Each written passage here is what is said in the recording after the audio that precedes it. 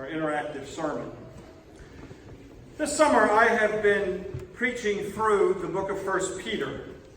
And I've been in a sermon series that I have called The Living Faith for Hard Times. Living Faith for Hard Times. Because that letter of 1 Peter was addressed to Christians living, as Doug said, in Asia Minor, the place that we now call Turkey. And it was during difficult days. And the writer was aiming to encourage Christians to persevere through difficulties and to not lose faith. Don't send up a white flag of surrender. God is with us through the good times, but God is also with us through the bad and hard times. And suffering is part of life. Jesus Christ himself is our example, as our Lord and Master. He suffered himself, leaving us an example. Each week we have had some member of our congregation share when God brought them through some difficult days. And today I've asked if Ann Reddington would come and share just a few words of how God has helped her through a difficult time.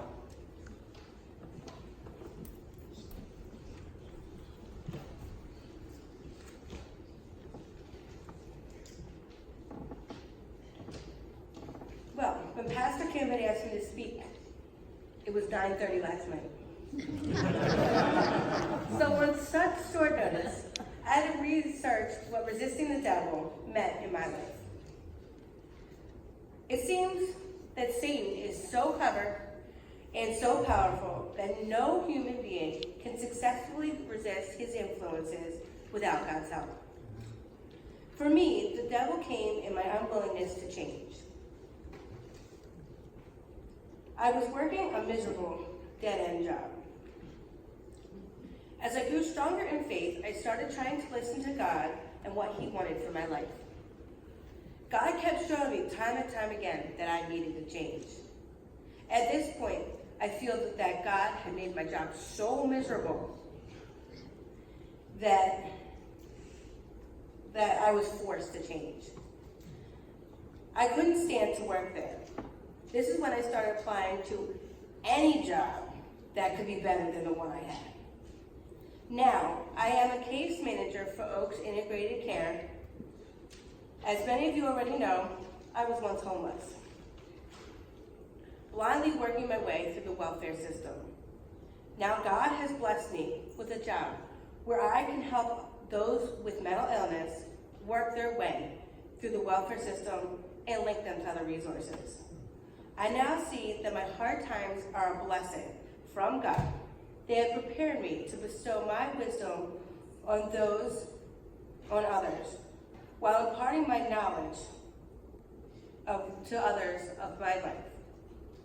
Satan or the devil no longer has control of my life and my fear to change. Because fear, he is a liar. Amen. Thank you. And I've seen Ann grow over the last couple of years, grow in her faith, grow in her commitment to Jesus Christ, and become, even the hard times, she said, has been a blessing once you're on the other side of it, because you learn from those hard times, and you learn how to find God even in the midst of hard times. Some of you know that Steph and I served in Tanzania and East Africa and in Kenya for 6 years, and I'll just tell you one little event that happened. You wonder, we lived in Musoma, Tanzania, right on Lake Victoria, about 1 hour from the mouth of the Serengeti Plains. And so we would go there quite often, and we could see the animals and get up very close because we had a nice big car, safari-type car. I had a friend from Delaware that was a friend from way back in Atlanta that she came. Her husband was a little hesitant about letting her come, and I had to drive all the way to Nairobi, about 12 hours away, to pick her up at the airport. And she was giddy after being on the airplane for about 20 hours or so.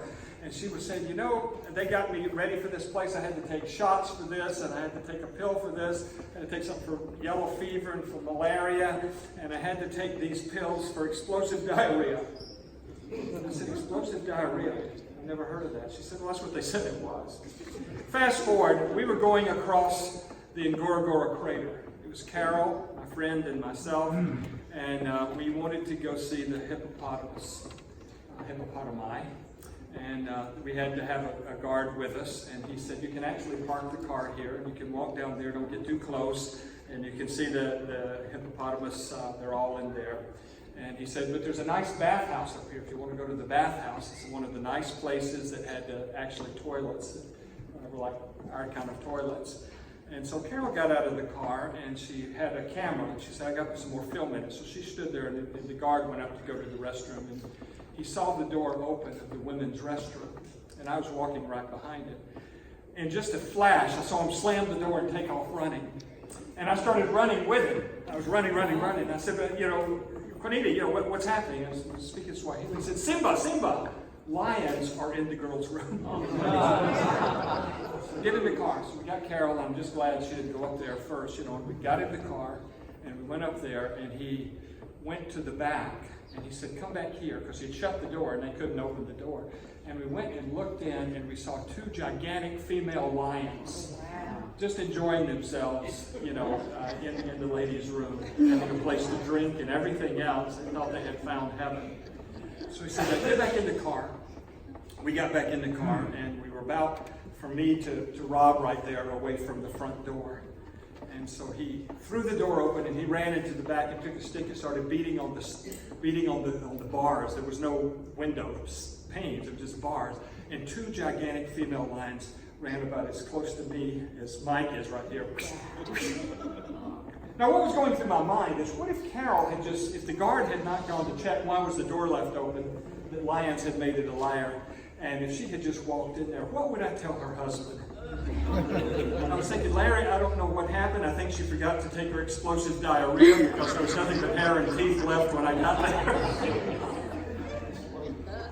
Well, let's get started with the sermon today. I had to get that story out. In this life, we all face hardships, and these difficulties and snags will test our faith. How many of you ever had your faith tested through a hard time? Undeserved suffering. When it's unfair, you didn't do anything wrong, for some people is a deal breaker. Because sometimes when we confront a setback like that, sometimes we ask, why did God let this happen? We want to know, where is God when it hurts? Why does God allow suffering at all? And we ask, why? One Christian minister named Philip Yancey, he wrote a book called Disappointment with God. And in it he wrote the following. He said, we tend to think that life should be fair because God is fair. But God is not life. And if I confuse God with physical reality of life by expecting constant good health, for example, then I set myself up for a crashing disappointment. Bad things do happen. Most of us know that sometimes in life we might take a fall. That's happened to some people around here. You might be diagnosed with a problem that you didn't know that you had, and suddenly something goes wacky. There was a Baptist preacher when we were in Taiwan who told me about a woman he knew who just gave up her faith. Why? He asked. Well, she said, because my cat died. How could God let my cat die? Well, the truth is we all face hardships. Even the loss of an animal is quite a tragic thing. But God asked Jeremiah the following question. Listen to this out of Jeremiah 12:5. If you have raced with people and are worn out, how will you compete with horses? If you fall down in an open field, how will you survive in the forest along the Jordan? In other words, that if you fall so easily when the test is small, how can you stand up under more weighty pressure? We have Christians right now that's part of the body of Christ in the world that they're getting their churches burned, they're being shot, they're being killed. How do we stand up under that kind of difficulty? And that is more like what was happening, the pressure starting on the church at the end of the first century. A whole book of the Bible in the Hebrew Scriptures, the book of Job, wrestles with this whole problem of undeserved suffering. And in this life, we find many powers at play that seek to tear faith right out of our hearts. Knowing this, now get on your little blue sheet there and get your pencils or pens ready. Knowing this, the writer of 1 Peter bids Christians to be clear-headed and to keep alert. Because our, yeah, see, it's right out of the Bible, right? Our accuser, who is the devil, is on the prowl like a... I was glad I was inside the car when those two lionesses came flying by. Otherwise, I might not be here to tell you the story. Lions are fierce and strong. I've been able to see a whole pride lying down, sweating. They had just been out trying to catch something, and they had failed, apparently, and they were there sweating. And flies around them, but they were too tired to get up, and we could drive up right next to them. They didn't worry about us. They didn't really worry about who came around them. They weren't shy. Zebra would run away if you got close to them. But the lions, they're there. They said, come on out. We would like for you to come pet us. They're fierce, they're strong, they're labeled the king of the beast. We like lions sometimes. We think about them as being full of courage, having strength. In the Bible, some writers even compared God to a lion. For instance, the prophet Amos said, "A lion has roared," speaking of God. "Who will not fear? The Lord God has spoken. Who cannot but prophesy?" A lion speaks of nobility, of power, of potency. But in this text in 1 Peter, the devil is compared to a lion, a roaring lion on the prowl, looking for prey. Now, the truth is, some people don't believe in the devil these days. The figure of the devil, if you look in your little blue sheet, I put a little picture up there. The devil, or Satan, we often dismiss as a kind of boogeyman. That's usually just a popular image to scare children. I've had to give some thought to that whole thing. What do we mean when we say the devil? Nowhere does the Bible depict Satan or the devil as a figure with horns, hoofed feet, red skin, a barbed tail, bat-like wings, wielding a pitchfork. That's more of a cartoon artist's portrayal. Such a silly notion we might rightly abandon. We also are right to reject the notion that Satan is a power equal to and opposite God. There's good and love over here, there's hate and evil, and it's all exactly the opposite and of equal weight. A kind of Star Wars dark side of the Force. In the Middle East now, during the time of Christ, and even today, there's some religious devotees of a religion called Zoroastrianism that believe that good and evil are equal and opposite powers eternally at war. But more knowledgeable Christians then and now reject such a view. But collective evil, there's something bigger than the individual. That we get caught up, like what happens at a football game, at a soccer match, when a sudden riot breaks out and people are sort of galvanized in a craziness to do things they would never do individually. What is that collective evil that takes over, that forms something like Nazism and spun the world into World War II that killed hundreds of millions of people? I speak of that as collective evil. Every anti-God force we can depict as a figure that we can call Satan, Beelzebub, the devil, the old dragon, the serpent, or the tempter. Number two, the Bible writers use the term Satan, which is really in the Hebrew Bible a title in the book of Job and in the book of Zechariah. Hashatan. The Hashatan means the accuser or the adversary, the one who brings charges against God's people, that seeks to thwart God's plan. And spoke about the devil today, trying to destroy her. Dead-end job. What do? Do you just despair? Do you give up and say there's no God, he's not helping me? Or through these times she sought strength from God to resist the devil. And the outcome was a better job, more learning, more change inside. But this figure, for example, the role of Satan in the book of Job, accused Job before God. He doesn't really like to serve you. That was what, in this story, the Jewish story, happened. This figure appears also in the visionary experience in the book of the prophet Zechariah, accusing the high priest, Joshua son of Jehozadak, of all of his sins. And the Lord, in this vision, said, take this dirty robe off of him, put a clean robe on him so that he can minister before me. It was Satan's job, the accuser, the adversary, to bring accusation. Another term, verse number 3, that's used in the Bible is devil. That comes from a Greek term, diabolos, which means prone to slander, slanderous. It means accusing falsely, a false accuser. The devil comes and says, whatever this collective evil is, you're no good. You're not a child of God. You have no purpose in life. Your life is meaningless. You're a failure. You're ugly. You can't make it. Give up. You're a jerk. Have you ever opened a Chinese fortune cookie? They're always nice things. I've never opened one that says, give up. You're a jerk. But Anne said, the devil is a liar. He lied from the beginning, Jesus said.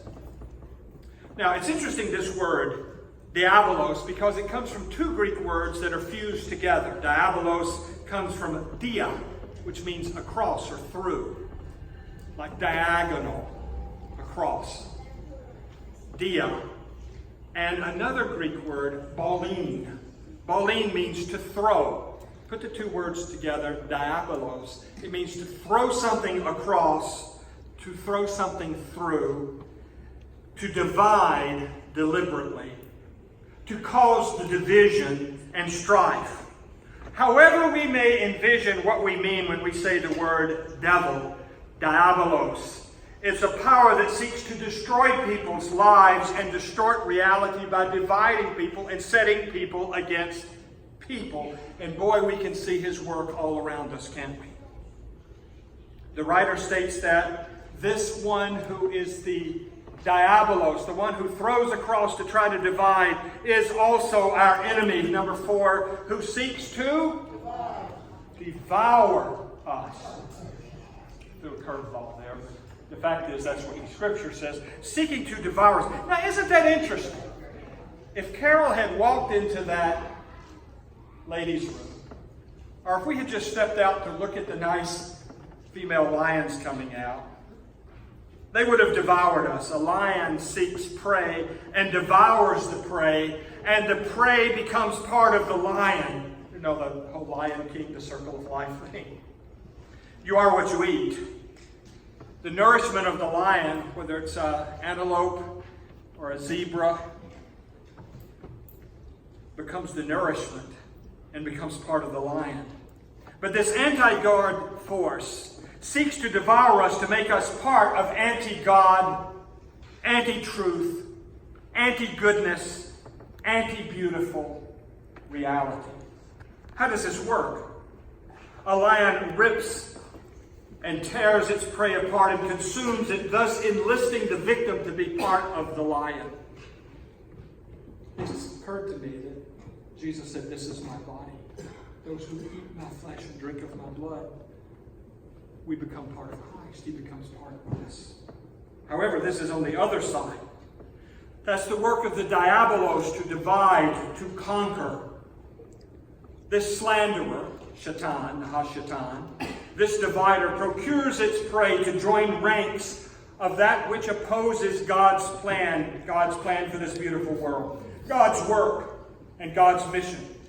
If God wills to heal the world, healing is reconciling. It's like if you had a large tear in your skin. Understand that Don Bell just fell. What did you say, 36 stitches?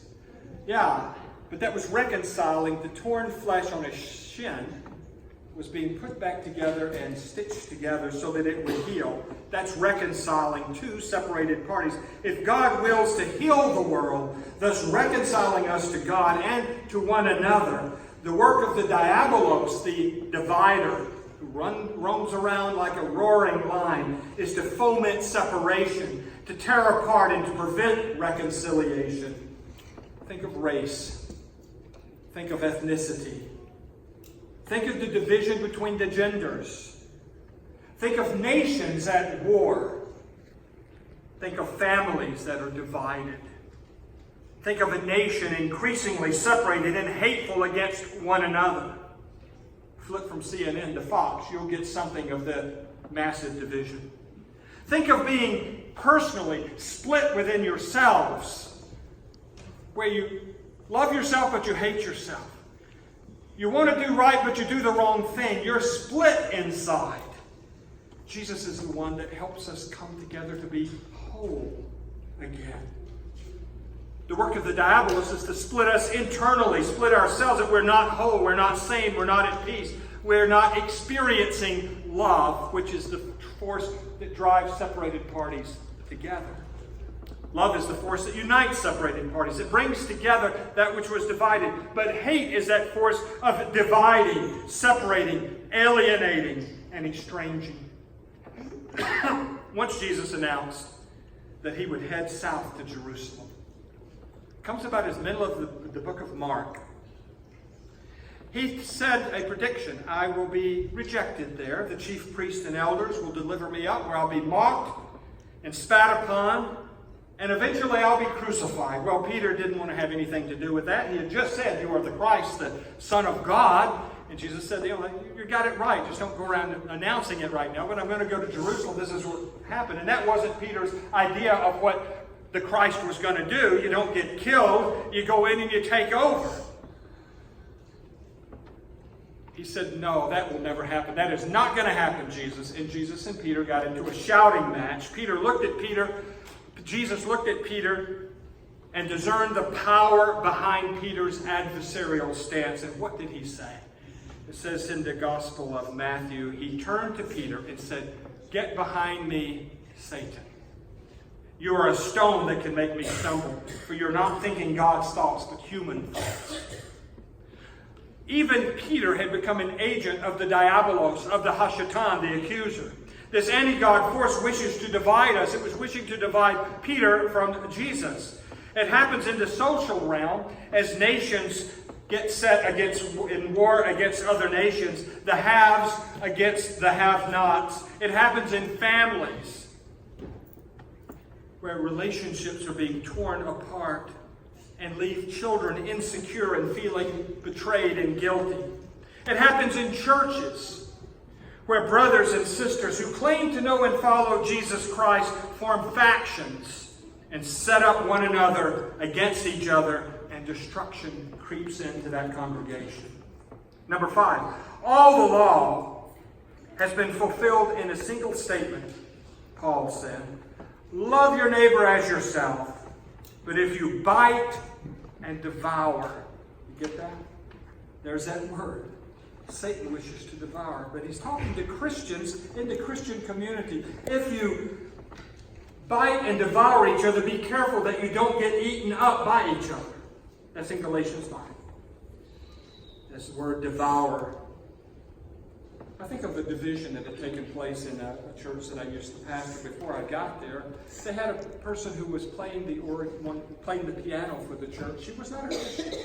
That was okay with the pastor. That was okay with many people that she could come and play. She loved being there at the church. She loved the hymns. She did not know the Lord. But then there was a faction that rose up and said, unless she's a confessed Christian, she can't play.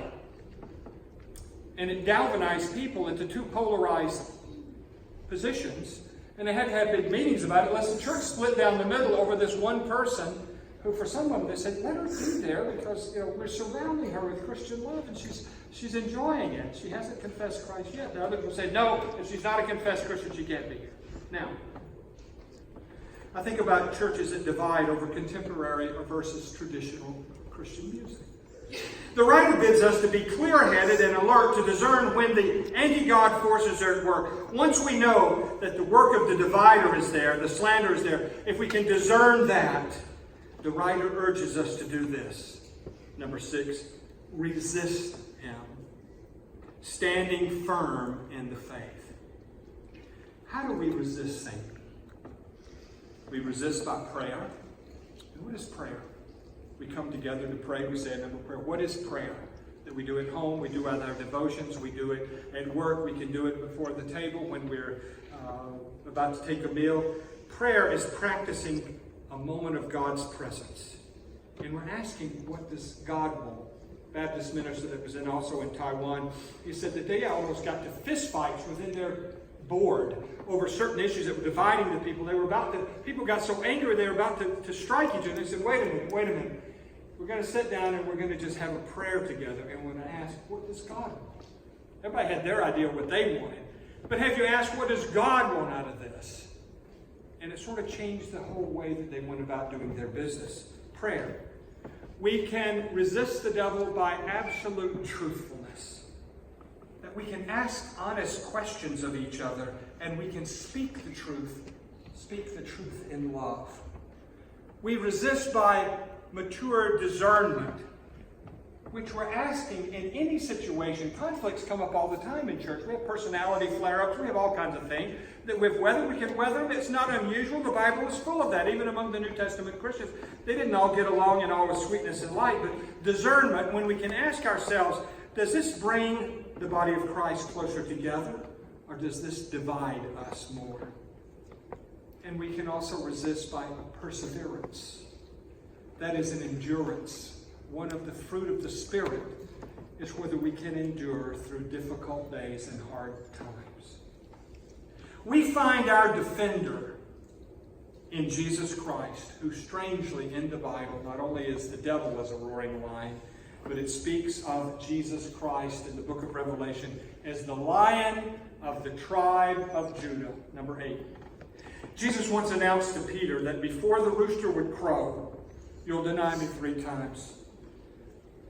Jesus turned to Peter and he said these words, Simon, Simon, look, Satan has asserted the right to sift you all like wheat, but I have prayed for you that your faith won't fail. And when you have turned again, strengthen your brothers and sisters. We also have a great intercessor, the same intercessor, Jesus Christ, who ever lives to make intercession for us. So whatever we may mean by the word Satan, the devil, the Hashatan, the Diabolos, however we conceive of any anti-God force that prowls around seeking prey to devour, just know this. As John tells us in 1 John, you are from God, little children, and you have defeated these people because the one who is in you is greater than the one who is in the world. The devil may be prowling around like a roaring lion, seeking whom he may devour, but residing in you is a more powerful, fiercer lion, the Lion of the tribe of Judah, the Lord of hosts, who is too wise to make a mistake, too powerful to fail, and who loves you too much to hurt you. Thanks be to God. Amen. Let's turn in our hymnal